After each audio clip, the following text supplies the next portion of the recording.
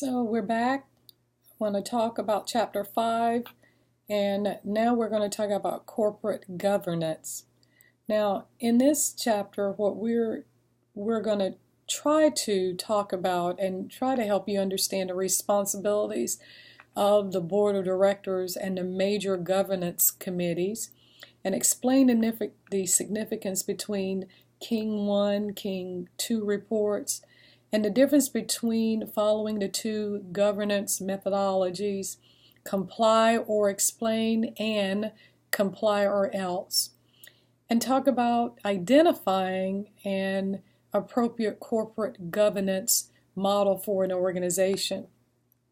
One of the things I have you doing as your major project, a part of this course, is for you to go to a major organization, major corporation, and talk to the compliance officer. It's the ethics compliance officer. The reason I have you go to a major organization is because generally that's where you find them. If there's no such term as major compliance officer, it's probably some senior level person that has a responsibility, especially since Sarbanes-Oxley took place. And you know, Sarbanes-Oxley was put in place after some major scandals happened. When you think about Enron and WorldCom and some of those, the business world saw an increasing number of scandals over the 20th century, and even as we're going into even in the 21st century. And we've talked about that. One recent is the Wells Fargo fiasco. So the question becomes is who's minding the store? And how were some of the senior executives allowed to get away, especially when you think about the senior executives now with the Wells Fargo fiasco, especially after what happened with WorldCom and Arthur Andersen and Enron and some of those. And then the question becomes, aren't companies supposed to have a system of checks and balances in place? Now, I've said that once some of the major scandals happened in the 20th century, you saw where the Sarbanes-Oxley Act was put in place, and that was supposed to create an additional system of checks and balances. But has that worked? And are people, have we gotten beyond that part of, okay, so we're done with that, and then we just go back to business as usual? Well, now you see where corporate officers are held accountable for a lot of the misdealings of what goes on within corporations, and also ask the question, what did you have in place to somewhat ensure stakeholders that you were trying to do the right thing and that things were not going to get out of hand under your watch? So corporate governance is a system by which business corporations are directed and controlled. So good corporate governance, it plays a vital role in underpinning the integrity and the efficiency of financial markets. But poor corporate governance weakens a company's potential, and it leads to financial difficulties. And that's what you see with some of the major scandals that you've seen over the years. And that's why it's important for you to talk to major corporations to see what these officers have put in place in order for them to ensure that they are protecting the assets, or protecting the company, the organization, protecting the resources, protecting the profits of the shareholders. When you think about corporate governance and you want to know what it looks like, listen at the word owners. Owners supply equity or risk capital to the company because they purchase shares in the company. Then there's a board of directors. These are a group of people who oversee the governance of the organization. And then you have an audit committee. Now that audit committee, they operate they operate to kind of keep the company at check. Operating committees, it is staffed by members of the board of directors, plus there could be independent or outside directors that are a part of this audit committee. There's compensation committee. This is an operating committee that's staffed by members of the board of directors, and then there's directors that are a part of that too. You have a corporate governance committee. And this corporate governance committee is designed to monitor the ethical performance of the corporation, and it oversees compliance with the company's internal code of ethics, as well as any federal or state regulations on corporate conduct.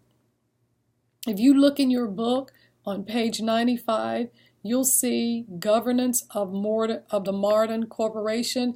You'll see at the top block there, you'll see owners. Owners would be public shareholders, institutional investors, and other corporations. And then you see on the next line down, the audit committee, the compensation committee, board of directors, and the corporate governance committee.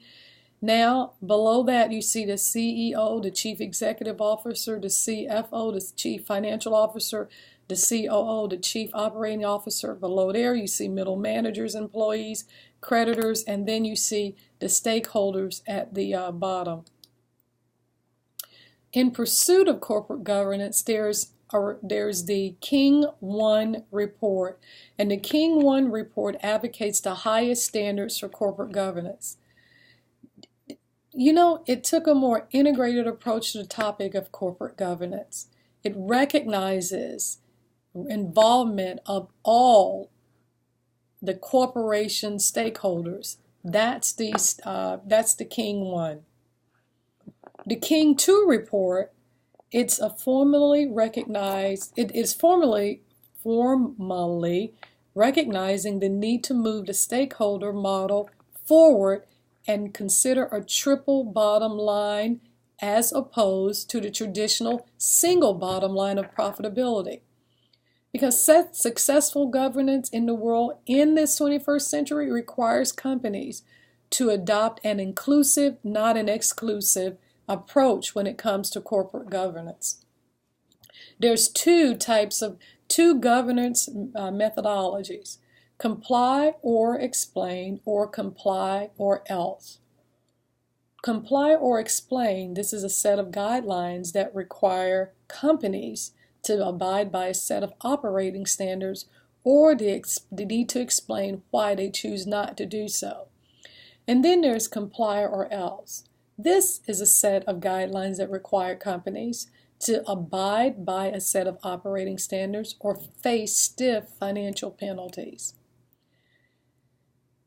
The chairman and the CEO are ultimately, they are responsible, and if they disregard the corporate governance model by merging the roles of the chief executive officer and the chairman of the board into one individual, that could be a problem.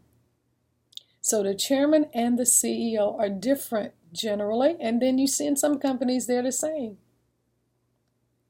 But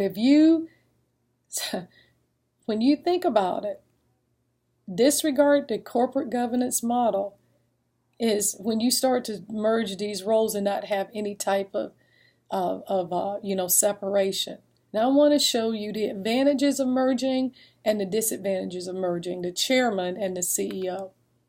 Some of the advantages of merging: potential for conflict of interest, for conflict is minimized, potential of conflict is minimized.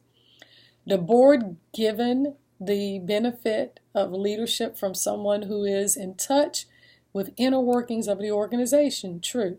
But here are the disadvantages of merging those two positions. Governance of the corporation is with one person, and what happens, it eliminates the checks and the balances that the process that the board was created for in the first place. And then independence of the board is compromised, and the power of the stockholders is minimized when you have the chairman and the CEO the same. European Business School (INSEAD) emphasizes corporate governance as an organizational culture issue through crafted principles of consistency and responsibility. Effective corporate governance has accountability, it's fair, it's transparent, and it's effective when it's deployed through the organization. Now, the dangers of a corporate governance checklist is there is more to effective corporate governance than people just walking around simply maintaining a checklist and checking off items that needs to be monitored anyway on a regular basis. Having the mechanism in place, a checklist, does not guarantee that there's good corporate governance. So people have to understand the values of your organization, have to understand what's important and how ethics flow, and how to make sure that you're living, you're producing a culture within your organization where there's authenticity, transparency, accountability, and responsibility. Corporate governance is about managers fulfilling a fiduciary responsibilities to the owners of that company, and that is based on trust. Fiduciary responsibility, there's key safeguards. There's proper constituted boards. There's a separation of functions of the chairman and the CEO. There's the audit committees, as I've mentioned before, and there's vigilant shareholders, and there's a financial reporting and auditing system.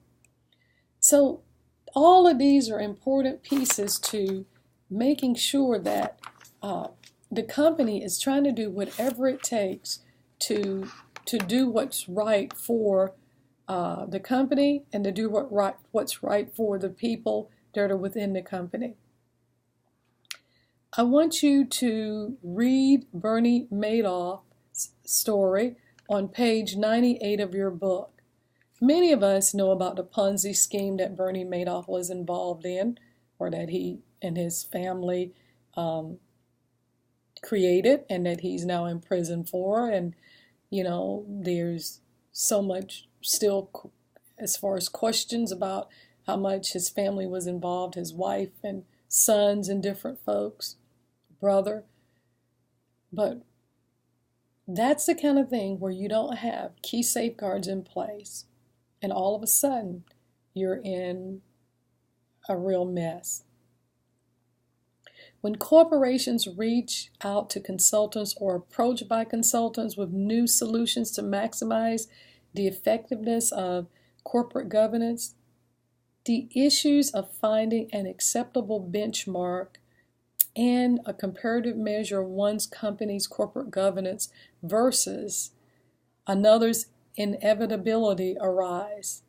So just think about the importance of how outside consultants may add to transparency and accountability for those that are in your company, and for you as the leader of an organization, as leadership. So corporate responsibility or corporate governance is more than just having a checklist and going through. I've worked at places where people, check off. We call it could get to the point of where it's pencil whipping. And when I say pencil whipping, it's just simply where people may sit at their desk and just check off because they just know it's been done. And in all actuality, there's no accountability, and there is no verification that those things that you thought were in place are in place. And then all of a sudden there's an audit, whether the audit is internal or external, and it shows that there's vulnerabilities. Or it could be where things are embezzled, and you now realize that you had areas of vulnerability. So just keep in mind that corporate governance is a part of ensuring that there's ethical guidelines in place for the organization and for your stakeholders. Thanks, and I'll see you over in Chapter 6.